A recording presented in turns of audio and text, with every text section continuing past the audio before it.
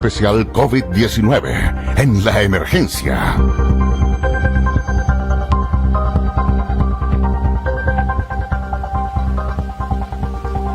Muy buenas noches a todos y todas, le damos la más especial bienvenida acá a nuestro especial COVID-19 en la emergencia, este primer bloque en donde tenemos hoy día un invitado que ya es casi un panelista habitual, nuestro amigo Rigoberto Figueroa, sociólogo y magíster en Gobierno y Gerencia Pública de la Universidad de Chile. ¿Cómo estás, Rigoberto? Buenas noches. Hola, Juan Pablo. Muy bien acá. Un poco ya sintiendo un poco los efectos del encierro de la cuarentena, pero bien. Y un saludo, un abrazo a toda la gente de Magallanes. Gracias, Rigoberto. Oye, justo de lo que estás comentando ayer lo hablamos con Agustín, un antropólogo que tenemos, yo sé que tú también lo conoces, y nos comentaba este tema de cómo está afectando el encierro a las personas en lo social, en lo cultural, en lo familiar. ¿Cómo has estado tú con este tema del encierro? Además que tú llegaste de tu viaje en Europa, como comentamos en programas anteriores, y cerraste inmediatamente la cuarentena. Sí, claro, venía de mis vacaciones y tuve que pasar la cuarentena. Me hizo bien las vacaciones porque, claro, había tenido una lesión terrible y tuve que quedarme harto tiempo en la casa. Eso me enseñó, digamos, como que la disciplina de estar en el hogar. He cumplido la cuarentena, por eso se me ha hecho un poco más llevadero, pero igual te afecta un poco el encierro, como le debe estar pasando ya a toda la gente. Sin embargo, yo pienso que la gente todavía puede tener un poco más de resiliencia con una cuarentena, porque ustedes están acostumbrados a estar en las casas, a tener fiestas en las casas, reuniones familiares, por las inclemencias del clima, obviamente.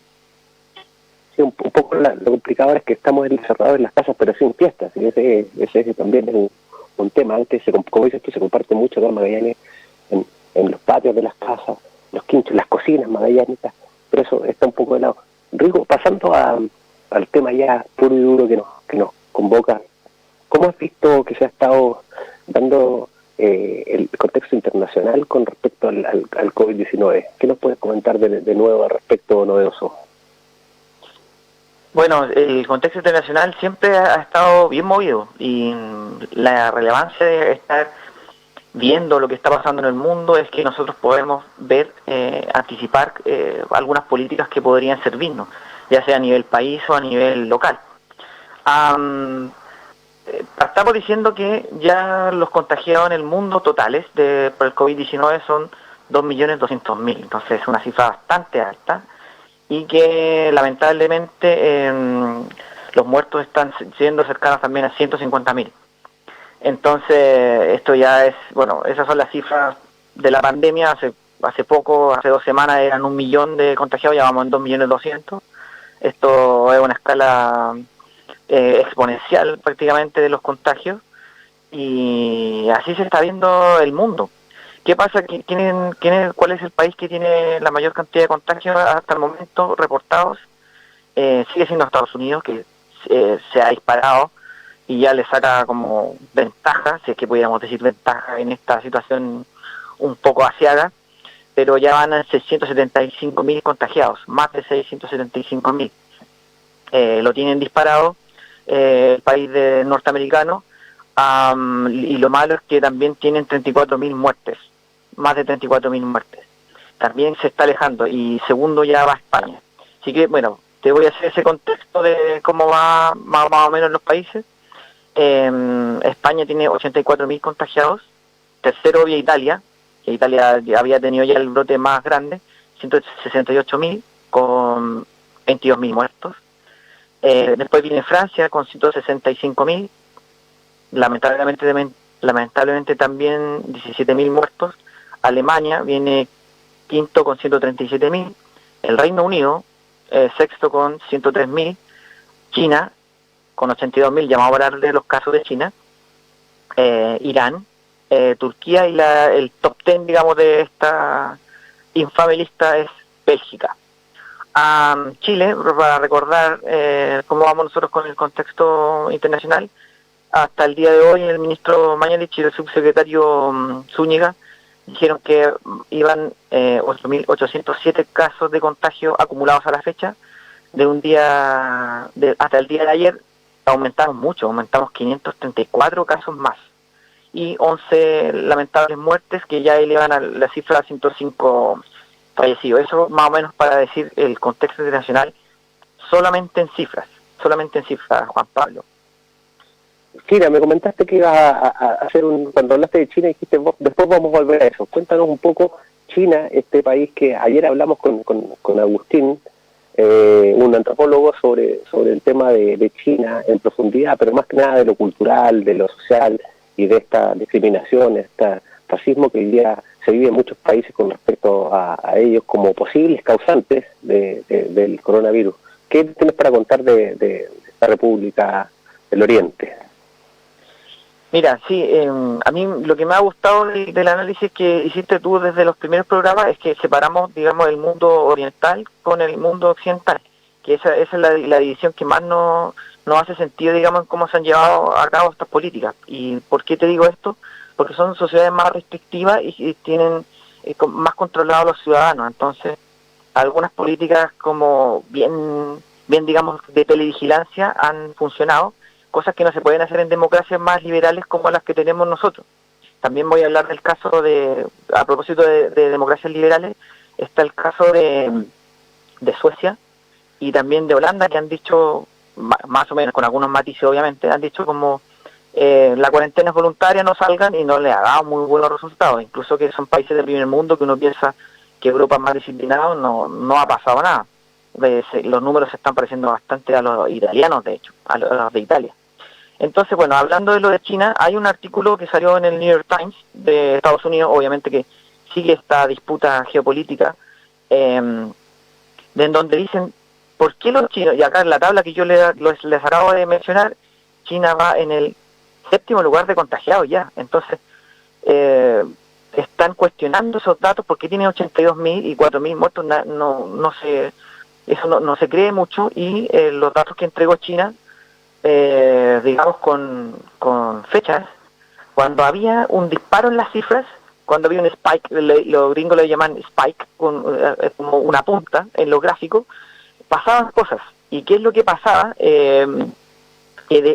Inmediatamente el Politburó, todo el aparato, digamos, político chino se juntaba y echaban a las autoridades que difundían esas estadísticas. Por ejemplo, cambiaban a las autoridades, cambiaban las políticas, y mágicamente los números bajaban de nuevo. Había como de nuevo el spike baja la curva, pero era como una bajada de la curva, digamos, artificial, políticamente manipulada. Entonces es como que no se explica esa curva por una política, no sé, que hayan hecho una cuarentena más estricta, que hayan, que hayan hecho una política hospitalaria diferente, sino que solamente se explicaba esa baja en los números porque habían cambiado las autoridades, y eso pasó 4 o 5 veces.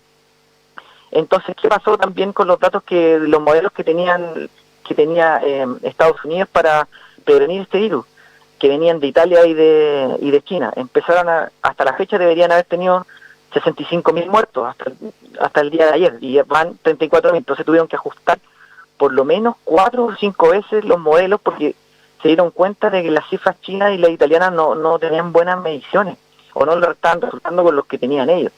Y claro, se ven esas bajadas artificiales por cambios de autoridades políticas, y lo hace muy interesante porque también ahí uno se pregunta hasta qué punto son verdaderas las cifras que entregan los países.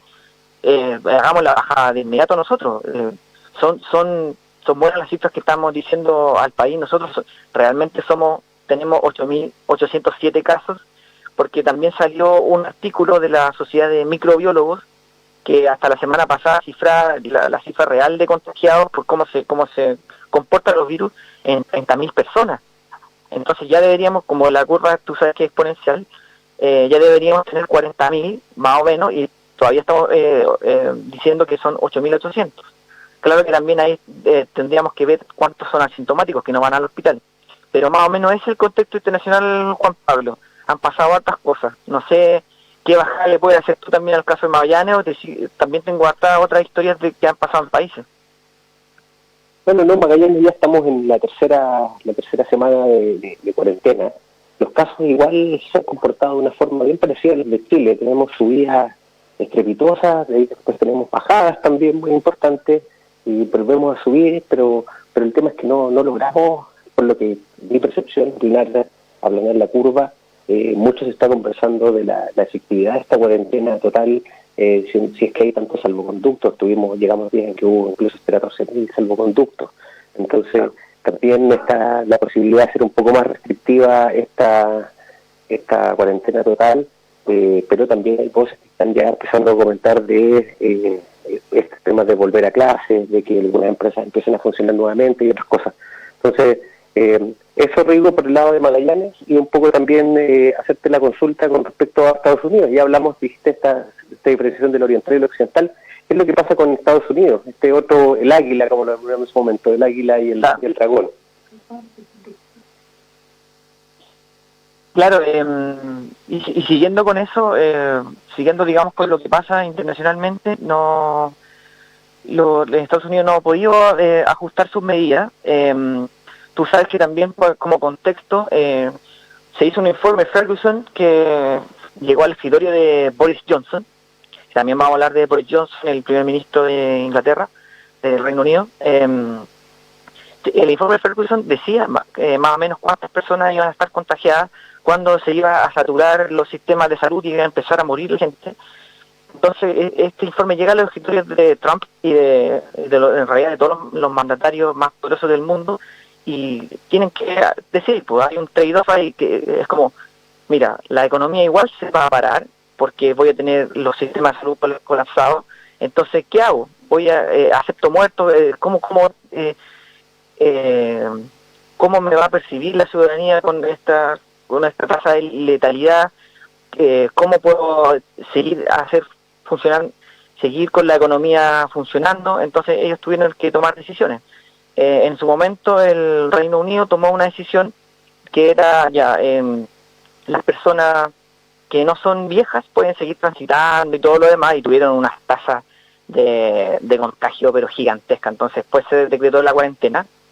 Y bueno, también te quería contar de Boris Johnson, aparte de ese exabrupto. Boris Johnson salió diciendo en cadena nacional, tú sabes que Boris Johnson, bueno, para hacer un poco el contexto, es una persona conservadora, que está a favor del Brexit y todo eso.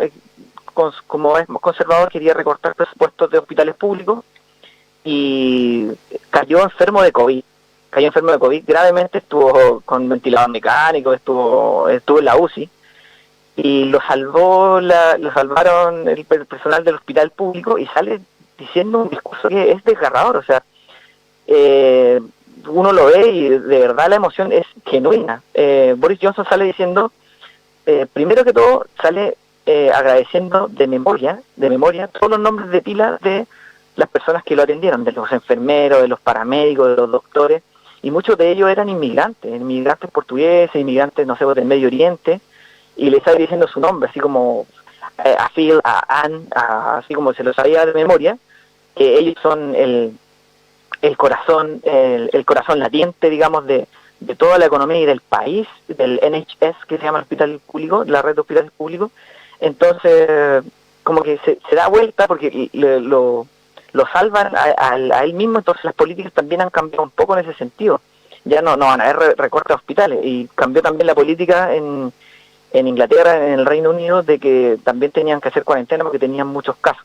Entonces, después de haberlo vivido en carne propia, Boris Johnson da este discurso nacional, y de verdad es como, lo pueden buscar, bueno, está en internet, está en Twitter, está en todos lados, lo pueden ver, está traducido, y es realmente muy bueno. Lo que también me deja la interrogante de qué va a pasar porque esto nos va a afectar, dicen que nos va a afectar a todos. O sea, de los 18 millones de chilenos que somos, quizás de aquí a un año y medio más, de 13 millones de personas vamos a tener COVID, lo vamos a sufrir. Entonces, ¿qué va a pasar cuando lleguen los políticos? ¿Cuál va a ser el manejo? ¿Van a cambiar algunas políticas? Ahora recién vamos a ser más restrictivos.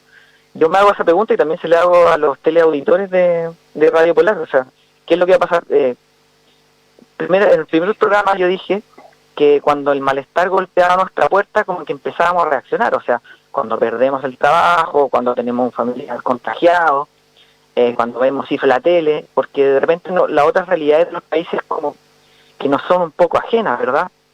a mí me sobrecogían las imágenes de Ecuador, por ejemplo, que es un país que se parece bastante a nosotros, que menos mal que nosotros no hemos tenido esa tasa de mortandad tan horrible que hay en el Guayas, pero también ese es el malestar que está tocando tu puerto. O sea, y mi pregunta es, ¿va a tocar el malestar cuando nos llegue el COVID a un político, a una autoridad, no sé, regional, nacional?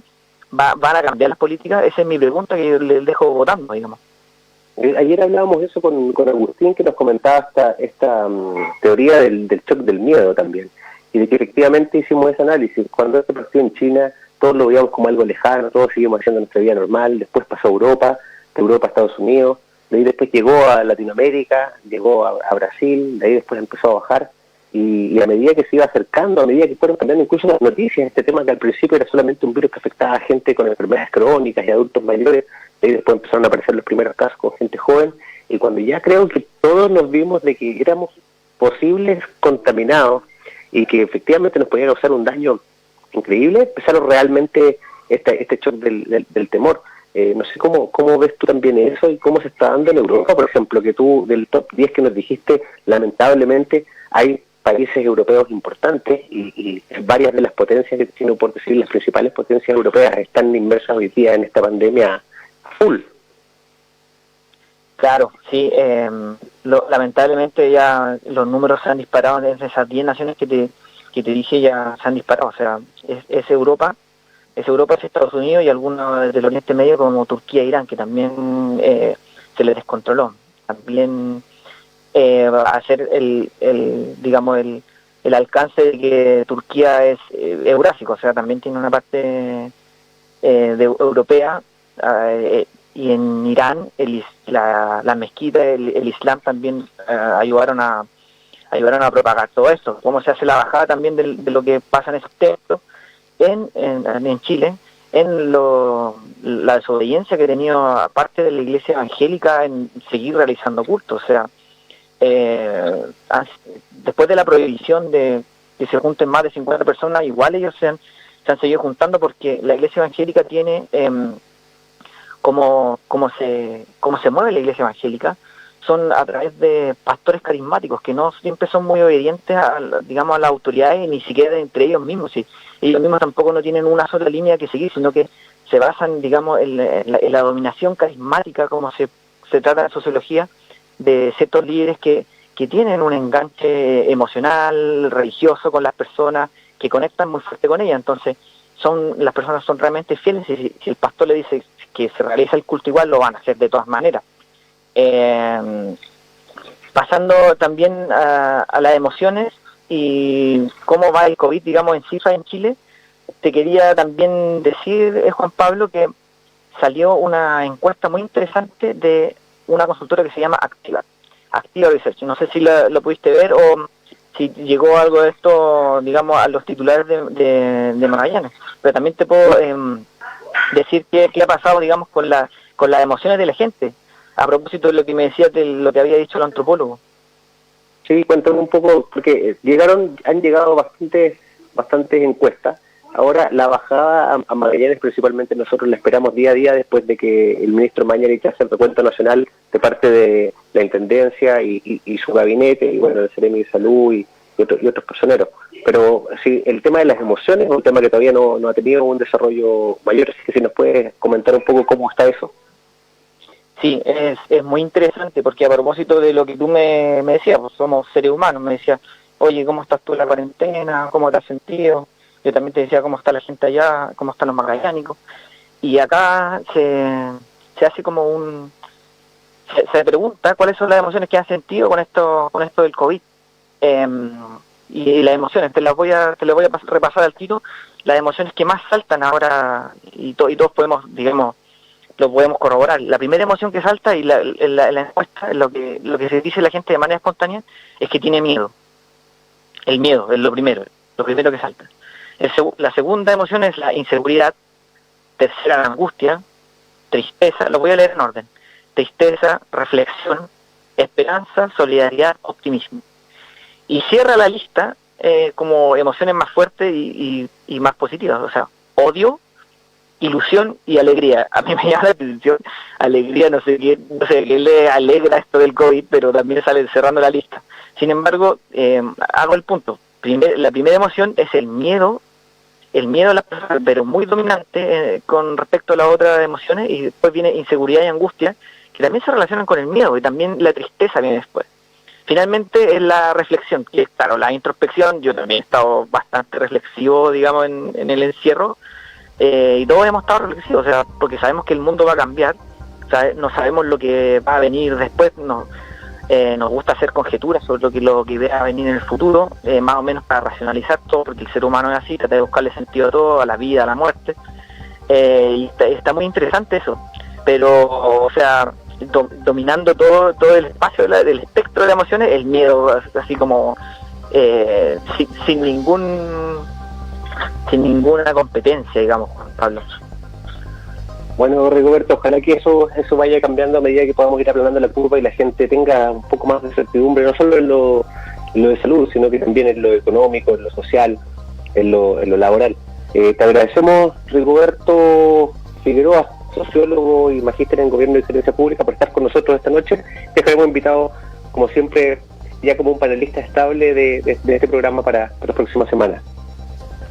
Oye, muchas gracias por la invitación, siempre un gusto, se me hace corto, y un abrazo a toda la gente de Magallanes. Gracias, Rigoberto.